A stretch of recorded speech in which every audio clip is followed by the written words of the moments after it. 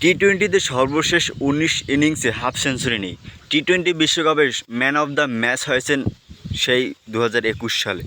প্রথম ২ ম্যাচে বোলিং করেছেন মাত্র ৪ ওভার।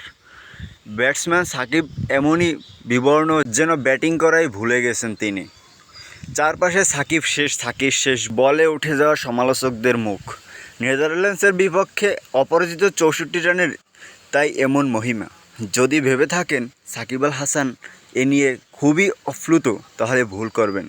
মনে মনে আপ্লুত হলেও হতে পারেন, কিন্তু কথা সেটির প্রকাশ থাকলে তিনি আর সাকিব কেন। এই বিশ্বকাপে প্রথম ২ ম্যাচে বিবর্ণ পারফরমেন্সের পর অনেক কথা হয়েছে, ছুটে এসেছে সমালোচকদের তীরও। দক্ষিণ আফ্রিকার বিপক্ষে ম্যাচের পর বীরেন্দ্র সেহবাগ অনেক কথা বলেছেন সাকিবকে, অবসরের ইঙ্গিতও দিতে বলেছেন সাকিবকে।